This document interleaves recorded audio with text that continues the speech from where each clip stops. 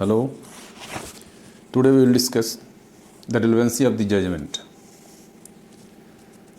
Judgements की सुसंगतता के बारे में सेक्शन 40, 41 से 44। सेक्शन 40 जजमेंट्स के बारे में बताता है कि कब जजमेंट सुसंगत होगा, और 41 relevancy of certain judgment in the probate matrimonial and other jurisdiction, इसके बारे में डिस्कस करता है। फिर सेक्शन 42 रिलेटेड है judgment relating to matters of public nature. Section 43 है judgment order and decree other than those mention section 40, 41 and 42। कौन से जजमेंट हैं जो 40 और 41 और 42 में दिए गए निर्णयों के अलावा किन परिस्थितियों में सुसंगत होंगे। तो ये सेक्शन 43 है। इसी से आगे सेक्शन 44 है कि judgment order decree which is relevant under section 40, 41, 42, इनके कब चैलेंज किया जा सकता है, under war circumstances it may be challenge. तो ये आज का पार्ट 1 है। अब हम इसको देखते हैं। Hello, now we will discuss section 40 about the judgment and its relevancy. जो सेक्शन 40 है ये रिलेटेड है judgment relevant to bar several suit or trial. Under section 40, the existence of a judgment, decree or order is a relevant fact. Under this section, the existence of a judgment, decree or order is a relevant fact if it has the effect of preventing any court from taking cognizance of any suit or trial. फिर से उसको समझ लें कि धारा 40 में ऐसे निर्णय, ऐसी डिक्री और ऐसे आदेश सुसंगत घोषित किए गए हैं यदि उनके अंदर ये सक्षमता हो। इसलिए वो सक्षम है कि वो किसी कोर्ट में दोबारा वाद लाने पर, दोबारा परीक्षण करने पर न्यायालय को संज्ञान लेने से रोकते हों। इनकी कैपेसिटी क्या है? These judgments prevent the court from taking cognizance of any suit और ट्रायल। आप जानते हैं सीपीसी में भी कब सेकंड सूट बार्ड है, और सीआरपीसी में भी सेकंड ट्रायल कब बार्ड होता है। जैसे सीपीसी में हम देखते हैं सेक्शन 11 सीपीसी है। सेक्शन 11 सीपीसी में जो प्रिंसिपल है उसे हम कहते हैं रेस ज्यूडिकेटा। रेस ज्यूडिकेटा क्या कहता है? No court shall try any suit or issue in which the matter directly or substantially in issue. No court shall try any suit or issue in which a matter directly and substantially in issue. यानी कोई न्यायालय ऐसे वाद का परीक्षण नहीं करेगा जिसमें कि क्या है, ऐसा तथ्य, ऐसे मैटर प्रत्यक्षता या सारभूत रूप से विवाद्यक हैं। कौन से मामले विवाद्यक हैं? कहते हैं which has been directly and substantially in issue in a former suit. यानी वो मैटर जो किसी पूर्ववाद में डायरेक्टली यानी प्रत्यक्षता या सारभूत तौर से विवाद्यक्त थे बिटवीन द सेम पार्टीज और between the parties under whom they are claiming their title. Any court competent to try such subsequent suit. Thus, this section bars a second suit between the same parties for the same subject matter. हालांकि ये subject matter ये evidence का नहीं है, लेकिन समझाने के लिए कि कोई न्यायालय किसी ऐसे वाद का परीक्षण नहीं कर सकता है जिसमें जो फैक्ट इन इशू है, जो फैक्ट इन इशू डायरेक्टली या सब्सटेंशियली इन्वॉल्व है, और वही फैक्ट इन इशू किसी फार्मर सूट में, पूर्ववर्ती वाद में, उन्हीं पक्षकारों के बीच में या उनके प्रतिनिधियों के बीच में और उसी टाइटल में किसी सक्षम न्यायालय के द्वारा डायरेक्टली या सब्सटेंशियली इन्वॉल्व था और न्यायालय ने उसका निस्तारण पहले कर दिया है, तो same matter can not be challenged and the section 11 put A bars, एक रोक लगाता है कि उन्हीं मामले को दोबारा उसका परीक्षण नहीं हो सकता और न्यायालय उसका संज्ञान नहीं लेगा। तो सेक्शन 40 क्या कहता है कि अगर किसी पूर्ववर्ती वाद में कोई मामला निस्तारित हो चुका है, any case has been decided between the same parties relating to the same subject matter, and if they complete the conditions laid down by section 11 CPC, अगर ये मैटर ऐसे डिसाइड हो चुका है तो सेक्शन 40 के अनुसार यह निर्णय, यह आदेश, ये जो पूर्ववर्ती आदेश वाद में पारित किए गए डिग्रियां हैं, ये सुसंगत हो जाएगा। क्या सुसंगत है कि अब न्यायालय के क्षेत्राधिकार को, न्यायालय को संज्ञान लेने से यह रोक देगा कि इसी मैटर को दोबारा न्यायालय संज्ञान में नहीं ला सकता। तो ये सिविल मैटर में है। अब हम आते हैं सेक्शन 300 CRPC देखते हैं। सेक्शन 300 CRPC क्या है? सेक्शन 300 CRPC में जो डिसाइड कहा गया है, the judgment of the previous case in subsequent trial of a man laid down that a person who has been tried by a competent court for an offence and convicted or acquitted of such offence shall, while such conviction or acquittal remains in force। ये section 300 क्या कह रहा है कि यदि किसी व्यक्ति को किसी एक अपराध के लिए सक्षम न्यायालय के द्वारा एक बार परीक्षण किया गया है और परीक्षण के पश्चात उसे दोषमुक्त या दोष सिद्ध कर दिया गया है, तो ये दोषमुक्त और दोष सिद्धि का जो आदेश है, ये बार करता है उस न्यायालय को कि उसी व्यक्ति को फॉर द सेम ऑफेंस, उसी अपराध के लिए वो न्यायालय दोबारा उसका परीक्षण नहीं कर सकता। तो दंड प्रक्रिया संहिता की धारा 300 जो है वो सुसंगत हो जाती है धारा 40 में। धारा 40 में क्यों सुसंगत होगी? कि it puts A bar on the jurisdiction of the court. अब ये न्यायालय को दोबारा उस व्यक्ति के परीक्षण लेने से मना कर देती है। तो सेक्शन 40 के एम्बिट में ये आ जाएगा कि ऐसे निर्णय, ऐसे डिग्री, ऐसे आदेश जो कि न्यायालय को संज्ञान लेने से, दूसरी वाद में, दूसरे परीक्षण में संज्ञान लेने से रोकते हों, तो ऐसे सभी निर्णय, डिग्री और आदेश जो होते होंगे वो धारा 40 में सुसंगत हैं। तो ये रेलेवेंसी जनरल है। अब देखिए इसके बाद सुसंगतता के बारे में सेक्शन अब आता है, स्टार्ट होता है section 41, the relevancy of judgment. Relevancy of judgment in certain matters. अब यहाँ जान लीजिए, ये जो सेक्शन 41 आप पढ़िए तो उसके पहले आप जान लीजिए जजमेंट को दो काइंड में आप देख सकते हैं, that is called judgment in rem and judgment in personam. जिसे हिंदी में शायद कहते हैं लोकलक्षी निर्णय, इसे जजमेंट इन रम कहते हैं। जजमेंट इन रेम क्या है? It is binding public at large, ये समस्त संसार के विरुद्ध बाध्यकारी है, judgement in RAM.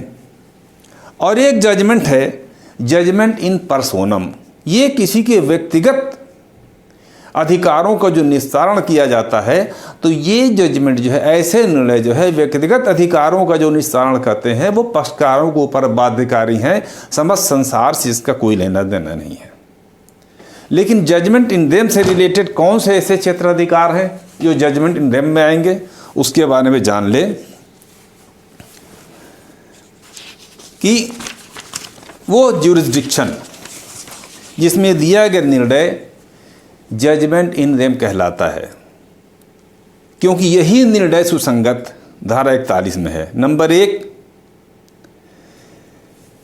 Judgement order decree by a competent court in the exercise of a probate jurisdiction of probate, matrimonial jurisdiction, admiralty jurisdiction and insolvency jurisdiction। ये 4 ऐसे subject हैं जिन पर दिया गया निर्णय जो है जजमेंट इन रेम है। और सेक्शन 41 कहता है it is conclusive proof as to the any legal right, any legal character conferred upon any person or taken away from any person or to which any person is declared to be entitled। इन चारों क्षेत्र अधिकार के अंतर्गत दिया गया निर्णय जो किसी व्यक्ति को कोई विधिक अधिकार प्रदान करते हैं, विधिक जो कि किसी व्यक्ति को विधिक अधिकार देते हैं, लीगल कैरेक्टर कन्फर करते हैं, और या किसी से उसका कोई लीगल कैरेक्टर टुक अवे यानी छीन लेते हैं, और या किसी व्यक्ति को किसी अधिकार का अधिकारी घोषित करते हैं, which any person is declared to be entitled. तो ये 4 क्षेत्राधिकार हैं। इसमें जो दिए गए निर्णय हैं वो समस्त संसार के विरुद्ध बाध्यकारी हैं, और ये जजमेंट इन रेम है, यानी इनकी प्रेजेंस अगर है तो ये माना जाएगा कि ये व्यक्ति ये इस लीगल कैरेक्टर का अधिकारी है, या ये व्यक्ति इसका ये लीगल कैरेक्टर नहीं है, या ये कोई व्यक्ति किसी सांपत्तिक अधिकार का या किसी अन्य अधिकार का अधिकारी है। प्रोबेट क्या है? इंडियन सक्सेशन एक्ट में प्रोबेट ग्रांट किया जाता है।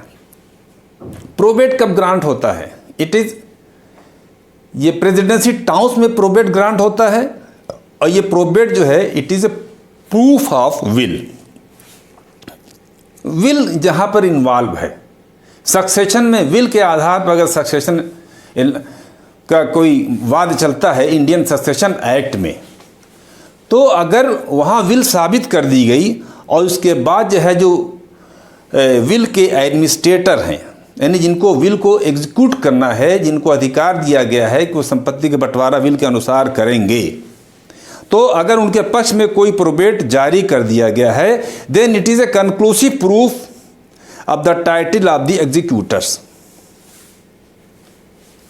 And if a probate is granted, तो ये माना जाएगा द विल इज जेन्युइन, यानी it is a conclusive proof of genuineness of a will. इसे कहते हैं प्रोबेट। दूसरा जुरिसडिक्शन है मैट्रिमोनियल। विवाहिक स्थिति, किसी व्यक्ति की विवाहिक स्थिति क्या है, मैट्रिमोनियल स्टेटस क्या है। Any matrimonial court declaring divorce or declaring any nullity of marriage is binding as to the status of the parties. यानी मैट्रिमोनियल मामले में यदि न्यायालय 2 पक्षों के बीच में किसी तलाक की डिक्री दे देता है या विवाह के शून्य होने की डिक्री दे देता है, तो ये पक्षकारों का स्टेटस, उनका स्टेटस क्या है, सोशल स्टेटस क्या है, कि अब वो उनकी मैरिज है या नहीं है, ये डिसाइड कर देता है। अगर डिक्री हो गई है तो ये माना जाएगा, सबके बारे में प्रिज्यूम सब किया जाएगा, सबको मालूम है कि इनका तलाक हो चुका है, इनका डाइवोर्स हो चुका है। It is a conclusive upon all the person that the parties have been divorced. ये सबके विरुद्ध है। यानी स्टेटस ऑफ द पर्सन यहाँ डिसाइड हो गया उनका। थर्ड देखिए एडमिरल्टी कोर्ट। एडमिरल्टी कोर्ट वहाँ है जहाँ पोर्ट्स होते हैं, समुद्री जहाज़ और समुद्री जो सी से रिलेटेड जो मैटर हैं, जो केस आते हैं, उसके लिए प्राइस कोर्ट्स होती हैं जिसे हम एडमिरल्टी कोर्ट कहते हैं और इसे एडमिरल्टी जुरिस्डिक्शन कहते हैं। तो any decision by A price court it is a conclusive in nature against all the words. Fourth आता है इंसॉल्वेंसी। इंसॉल्वेंसी आदमी की स्टेटस बताता है कि कोई आदमी इंसॉल्वेंट है या सॉल्वेंट है, उसका स्थिति क्या है, ताकि कोई आदमी उससे कारोबार करे कि ना करे। तो एनी प्रेसिडेंसी टाउन्स के लिए है इंसॉल्वेंसी एक्ट 1909 एंड मुफस्सिल कोर्ट के लिए है प्रोविंशियल इंसॉल्वेंसी एक्ट 1920। तो अगर किसी व्यक्ति की स्थिति ये तय कर दी जाती है कि यह आदमी इंसॉल्वेंट हो चुका है, ये दिवालिया हो चुका है, तो ये it is binding upon all the world, against all the world, ये बाइंडिंग बाध्यकारी होगा ये निर्णय। फिर देखें ये सेक्शन 41 था जिसमें 4 जुरिस्डिक्शन आपने देखे, ऐसे क्षेत्राधिकार है जिन क्षेत्राधिकार के अध्ययन दिए गए निर्णय, आदेश या decree, it is a judgment in them, it is binding upon against all the words. दूसरा सेक्शन 42 कहते हैं judgment relating to nature of public nature. Public nature ये कहते हैं ये पब्लिक नेचर का अगर कोई जजमेंट है and declared relevant when between same parties. ये सेक्शन क्या कहता है? This section admits all judgments as res judicata in rem but as evidence although they may not between the parties provided by relating to the matter of public nature relevant to the inquiry। ये लोक प्रकृति के जो मामले होते हैं इसके संबंध में दिया गया निर्णय। लोक प्रकृति पब्लिक नेचर के जजमेंट के बारे में हम देखें कि ये पब्लिक नेचर में क्या है। कोई अगर इलस्ट्रेशन होता है तो भी मैं देखते हैं ए पब्लिक नेचर के जजमेंट कहते हैं ये कि A sues B for trespass on his land, B alleges the existence of a public right of way over the land which A denies. A जो है रास्ते के बारे में बी के विरुद्ध दावा करता है कि उसकी भूमि पर उसने जो है ट्रेसपास कर लिया है, अतिक्रमण कर लिया है ए की भूमि पर बी ने।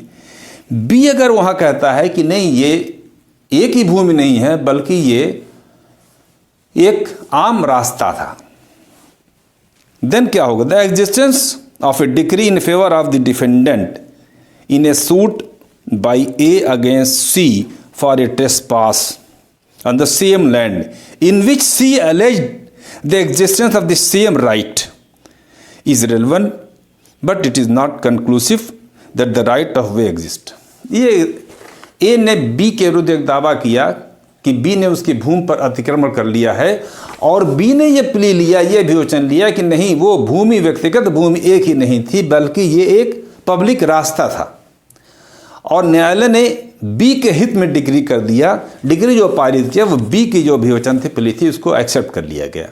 ये डिसाइड हो गया कि वो स्थान एक स्थान नहीं है बल्कि एक आम रास्ता है। अब अगर ये पुनः एक बात इसी बात के इसी सब्जेक्ट मैटर को लेकर सी के विरुद्ध दाखिल कर दे और उसी भूमि के बारे में दावा करे कि ये उसकी भूमि है, इस पर सी ने अतिक्रमण कर लिया है, तो ये जो जजमेंट ए और बी के बीच में हो चुका है, अब यहां ये जजमेंट सुसंगत हो जाएगा।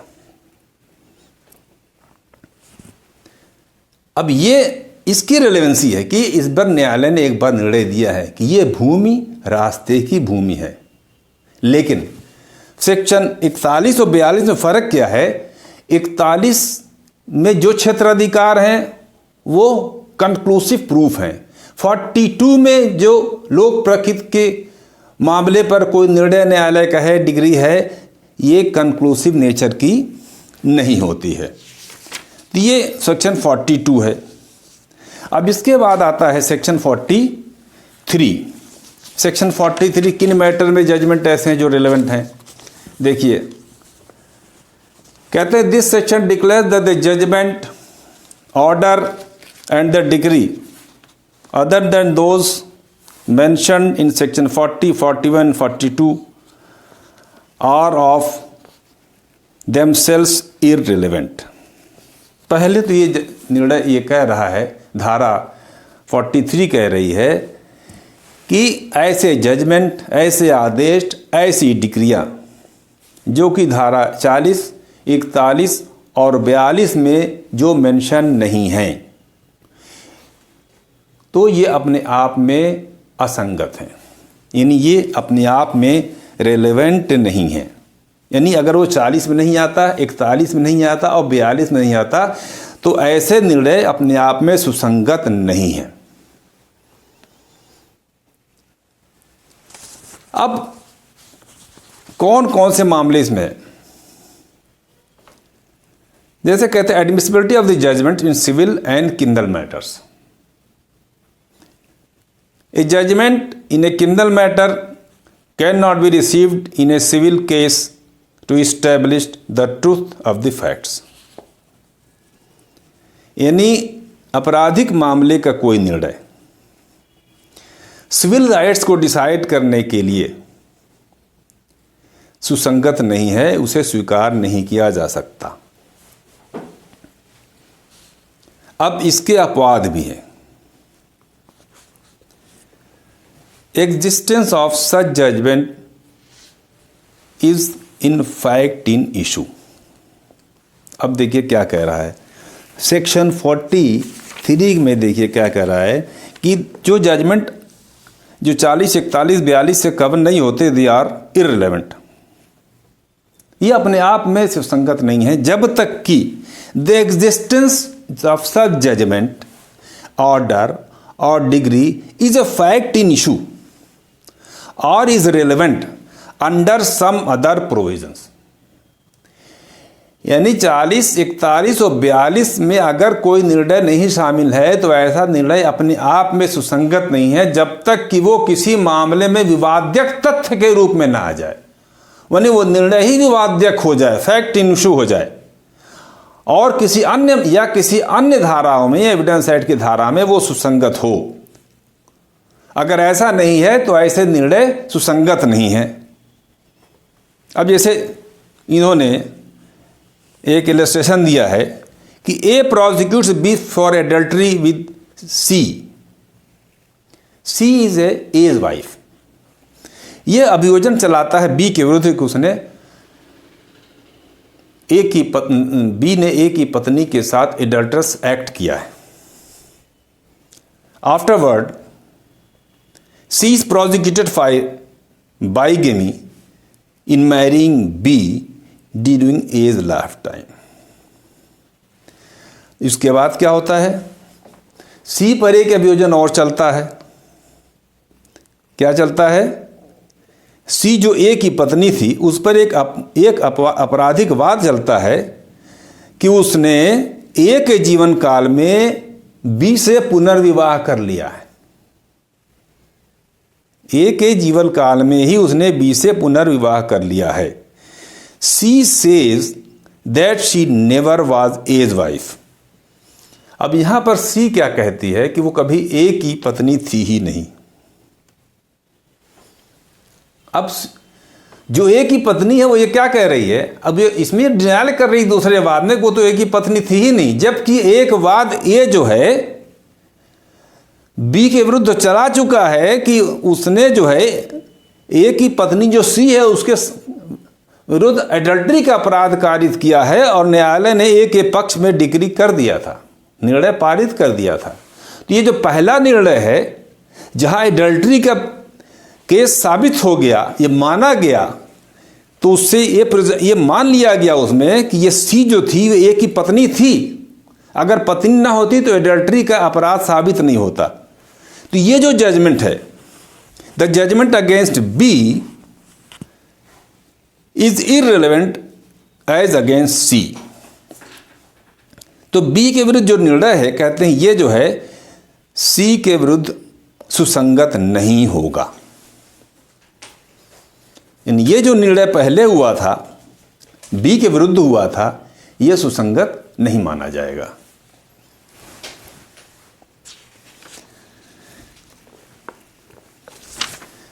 तो ये सेक्शन 40 के बाद ये सेक्शन, बस ये जान लीजिए कि इसमें यह कह दिया गया कि जब तक स्वयं विवादक तथ्य ना हो, existence of judgment not inter parties are relevant under section 8, 11, 13, 14 and 54। कहते हैं ये जो इन धाराओं में कुछ निर्णयों को सुसंगत घोषित किया गया है। कौन कौन से हैं? धारा, कुछ निर्णय धारा 8, 11, 13, 14 और 54 में भी सुसंगत घोषित किए हैं। बहुत जगह आपको कुछ मामले ऐसे हैं जो इन धाराओं से कवर होते हैं, वो निर्णय सुसंगत होंगे। इसके सिलसिले में जैसे 2-3 रिलेवेंट सेक्शन हैं, फिर से आप देख लें। सेक्शन 1144 जो है उसमें एक है इलस्ट्रेशन DEF। तो देखें क्या है DEF।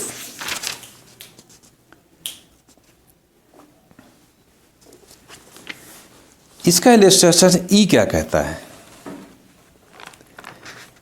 ई को देखें।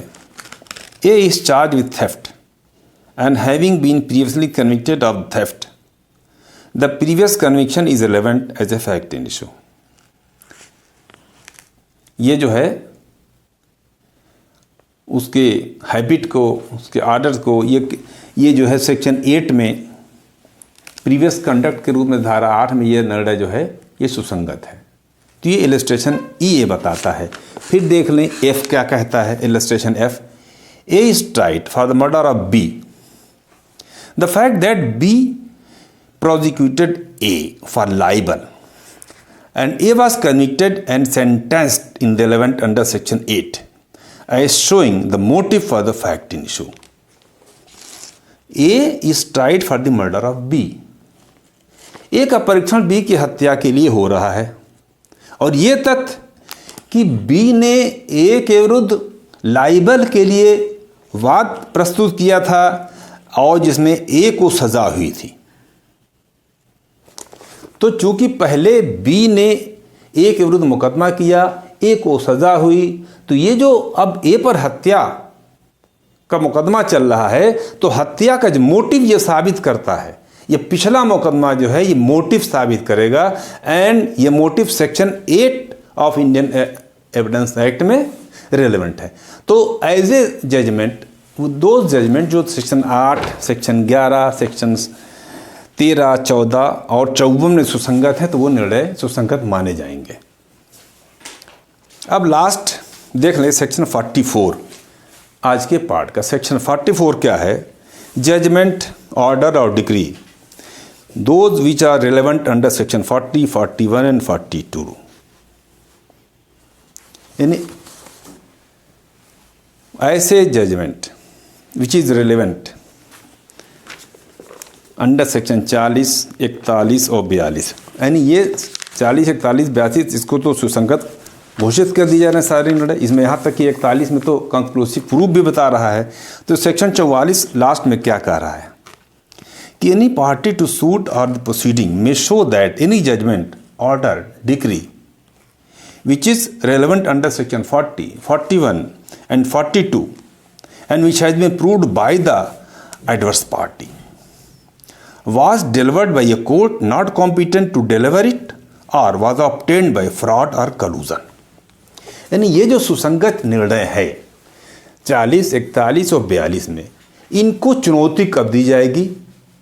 धारा 44 इसके लिए रास्ता खोलता है कि इन निर्णयों को जो सुसंगत है, जिसे विपक्षी पार्टी के द्वारा साबित किया गया है, ये इन आधारों पर इनको चुनौती दी जा सकती है कि those judgment, order and decree was obtained by fraud और कलूजन, एक पॉइंट, और दूसरा पॉइंट इस पर इसको चैलेंज कर सकते हैं that the court was not competent to try that case. Thank you. आज का ये पहला पार्ट आपके समझ में आया होगा, फिर मिलते हैं इसके बाद। Thank you very much.